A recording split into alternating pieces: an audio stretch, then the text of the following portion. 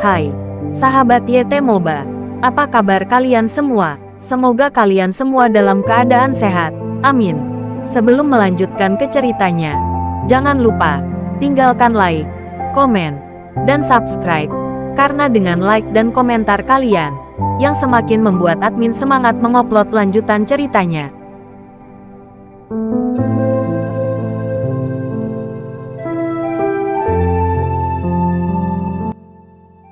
Episode 454. Kisah Ariel, anak bos besar yang berpura-pura culun.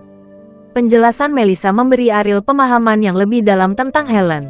Jika dia benar-benar wanita yang kejam, dia harus lebih berhati-hati saat berurusan dengannya. Meskipun Helen bersikap tinggi dan belum berurusan dengan keluarga Wijaya, tetapi ketika dia tidak punya tempat tujuan, keluarga Wijaya pasti akan menjadi alat pemerasannya. Untuk mencapai tujuannya, bahkan saudaranya sendiri bisa digunakan sebagai alat, apalagi yang tidak bisa dia lakukan. Tampaknya situasi Kauri saat ini tidak aman, kata Ariel. Melissa mengatakan semua ini lebih karena dia ingin Ariel berhati-hati, dan semua kekhawatirannya tampaknya ada pada Kauri. Melissa hanya bisa menghela nafas di dalam hatinya. Dia tahu bahwa tidak peduli kapan dan di mana, hati Ariel, orang terpenting di rumah itu adalah Kauri. Akan sangat bagus ketika kamu bisa peduli padaku seperti ini, kata Melissa dengan ekspresi serius. Makan cepat, aku pergi dulu. Ariel selesai, berbalik dan berjalan keluar rumah. Di Peninsula Hotel, Helen berbaring dengan anggun di tempat tidur, setengah tertidur dan setengah terjaga, tanpa rambut acak-acakan, dan postur tidurnya juga sangat anggun. Tidak seperti banyak orang yang memperhatikan posisi tidur yang nyaman, Helen akan mempertahankan citranya sendiri bahkan ketika dia sedang tidur. Dia ketat dengan dirinya sendiri sampai menjadi keras, karena para bangsawan yang dia kenal tidak peduli dengan banyak hal. Tidak peduli seberapa besar atau kecilnya, dia harus mempertahankan kebangsawanan yang tak tertandingi itu. Hanya dengan cara ini dia bisa menjadi bangsawan sejati. Setelah membuka matanya, Helen tidak terus berbaring di tempat tidur, tetapi segera mandi dan merias wajah yang cantik. Dia tidak pernah menunjukkan orang tanpa riasan. Tidak peduli siapa yang dia hadapi, dia harus berpakaian dengan sangat hati-hati. Pada satu titik, Helen hampir mengembangkan gangguan obsesif-kompulsif. Bel pintu berbunyi, dan Helen berdiri setelah memastikan bahwa riasannya telah mencapai efek yang memuaskan. Kakak, aku sudah lama menunggu. Apakah kamu tidak mau membukakan pintu untukku lebih awal? Aldi berkata dengan nada mengeluh. Apakah kamu tidak tahu aku lagi merias diri? Helen berkata dengan ringan. Kita tumbuh bersama. Bukannya aku belum pernah melihatmu tanpa riasan? Aldi berbaring di sofa dengan karakter besar. Melihat sikap Aldi, alis Helen menunjukkan sedikit rasa jijik. Dia berada di keluarga besar, tapi dia bahkan tidak memiliki aturan. Dan dia bahkan tidak terlihat seperti seorang bangsawan. Jika posisi patriark keluarga Wibowo di Amerika jatuh pada Aldi, masa depan keluarga Wibowo paling banyak berada di level bawah, dan sangat tidak mungkin menjadi bangsawan sejati. Tetapi jika dia menjadi kepala keluarga Wibowo, dia sangat yakin bahwa keluarga Wibowo akan menjadi anggota kelas atas yang sebenarnya dan diakui oleh kelas atas di Amerika. Mengapa kamu datang menemuiku sepagi ini? Helen bertanya. Kakak, aku telah memutuskan untuk berubah pikiran, kata Aldi. Helen tersenyum ringan dan bertanya, apakah kamu akan meninggalkan semak bunga untuk Melissa? Dia benar-benar menawan. Aldi menggelengkan kepalanya dan berkata dengan tegas, saya ingin memikul tanggung jawab keluarga Wibowo. Ayah berkata sebelumnya bahwa jika saya ingin mewarisi posisi patriark, saya harus menunjukkan keahlian saya sendiri. Saya telah bermain selama bertahun-tahun, dan itu sudah cukup. Sekarang aku harus bekerja keras untuk menjadi patriark. Ekspresi Helen membeku. Mengapa Aldi tiba-tiba mengalami perubahan seperti itu? Dia telah melatih Aldi menjadi sia-sia selama bertahun-tahun, hanya untuk membiarkan Aldi puas dengan kesenangan dan tidak bersaing dengannya untuk posisi patriark suatu hari ketika bangun. Apakah kamu tahu betapa melelahkannya menjadi kepala keluarga? Jika kamu menjadi kepala keluarga, kamu tidak akan punya waktu untuk bermain dengan wanita di masa depan. Apakah kamu benar-benar rela menyerahkan hidupmu saat ini? Helen bertanya, "Kakak, bagaimanapun juga, kamu akan menikah di masa depan. Jika aku terus seperti ini, keluarga Wibowo akan gulung tikar di masa depan. Jika keluarga Wibowo jatuh, aku tidak punya modal untuk bermain-main." Dengan wanita, Aldi tersenyum. Dan dia datang ke Helen untuk menunjukkan bahwa sikapnya sendiri adalah membiarkan Helen menyadari bahwa dia memiliki kelebihan unik.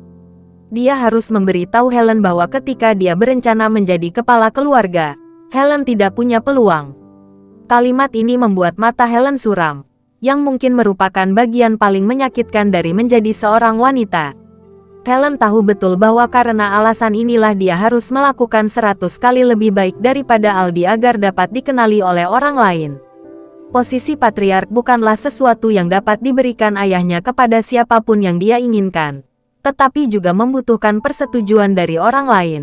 Dan konsep patriarkal mereka menempatkan Helen pada posisi yang sangat tidak menguntungkan dalam bersaing untuk mendapatkan patriark. Sejak kecil, Helen memanjakan Aldi. Tidak peduli kesalahan apa yang dia lakukan, Helen akan menemukan cara untuk membantu menyembunyikan kesalahannya, sehingga membuatnya lebih berani untuk melakukan apapun yang dia inginkan. Helen mengira dia telah berhasil, tetapi apa yang dikatakan Aldi? Biarkan Helen menyadari bahwa Aldi masih merupakan ancaman besar. "Adikku, aku tidak pernah mengatakan ingin menikah," kata Helen. "Kakak, kamu adalah putri dari keluarga Wibowo kita. Jika kamu tidak menikah selama sisa hidupmu, tidakkah kamu akan ditertawakan oleh orang lain? Apakah kamu tidak takut orang akan mengatakan jelek di belakangmu bahwa kamu memiliki cacat fisik?" Aldi tertawa. Helen menarik napas dalam-dalam. Dia merasa bahwa Aldi hari ini sangat berbeda dari masa lalu, dan bahkan membuatnya merasa aneh, seolah-olah dia bukan adik yang telah mengenalnya selama lebih dari 20 tahun. Apa sebenarnya yang menyebabkan dia mengalami perubahan mental yang begitu besar? Apakah kata-kata ini diajarkan oleh Melissa?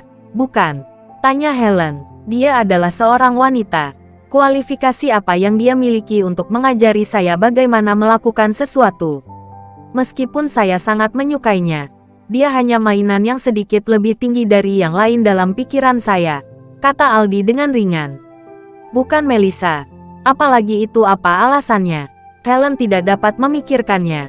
Tetapi jika Helen tahu apa yang menyebabkan Aldi berubah, dia pasti akan membuat orang yang menyebabkan Aldi berubah menghilang dari bumi. "Kakak, biarkan aku berurusan dengan Ariel. Aku akan memberitahumu sebelumnya, dan kemudian aku akan memberitahu ayah. Aku yakin dia bersedia memberiku kesempatan ini untuk berlatih. Manfaatkan saja waktu ini. Jaga kulitmu baik-baik. Lihat dirimu. Kamu sangat lelah dan kuyu. Menjadi seorang kakak sangat menyusahkan," kata Aldi dengan ekspresi prihatin. Helen tersenyum, sangat bertentangan dengan keinginannya dan dengan enggan, dan berkata, "Kamu harus berpikir jernih. Masalah ini tidak semudah yang kamu pikirkan. Aku khawatir kamu tidak akan mampu menanggung kesulitan ini." Aldi berdiri dan berjalan ke Helen.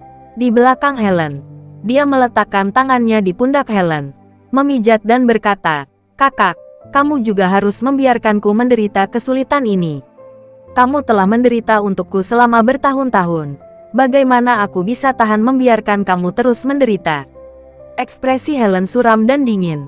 Ketika Aldi meninggalkan ruangan, dia langsung mengepalkan tinjunya, dan bahkan ekspresinya menjadi sangat ganas. Setelah beberapa saat, Aldi menerima telepon dari ayahnya. Helen bahkan lebih marah ketika diberitahu bahwa Ladi sekarang bertanggung jawab atas masalah di Bandung. Meskipun ayahnya telah mengatakannya berkali-kali, dalam benaknya, status kakak dan adik mereka setara. Tapi Helen tahu bahwa kesetaraan semacam ini tidak ada sama sekali. Kejantanan Aldi jelas lebih dihargai daripada dia. Jika tidak, mengapa dia merencanakan begitu lama? Hanya karena Aldi mengatakan sepatah kata pun padanya. "Aldi, kamu memiliki kesempatan untuk menikmati hidup, tapi sekarang, takdirmu ditakdirkan untuk mati. Jangan salahkan aku, kamu memaksaku." Helen berkata dengan gigi terkatup. Dia melatih Aldi untuk menjadi sia-sia, untuk memaksimalkan penghindaran kemungkinan saudara kandung berbalik melawan satu sama lain. Tetapi sekarang, Aldi ingin bersaing dengannya untuk posisi patriark. jadi dia harus menggunakan cara yang luar biasa. Setelah bersekongkol selama bertahun-tahun, sama sekali tidak mungkin bagi Helen untuk bersedia menyerahkan posisi patriark kepada Aldi. Dia akan mendapatkan apa yang diinginkannya dengan cara apapun. Di kamarnya, Aldi tidak lagi memiliki senyum yang tidak relevan di wajahnya seperti sebelumnya. Setelah dibangunkan oleh kata-kata Melissa, dia tahu betul apa yang akan dia lakukan sekarang. Perempuan memang penting, tapi posisi kepala keluarga lebih penting lagi. Dengan hak untuk mengontrol keluarga Wibowo, dia bisa mendapatkan lebih banyak wanita yang diinginkannya. Kakak, jangan coba-coba berdebat denganku. Bagaimanapun juga kamu adalah seorang wanita. Kamu harus mengenali kenyataan lebih awal.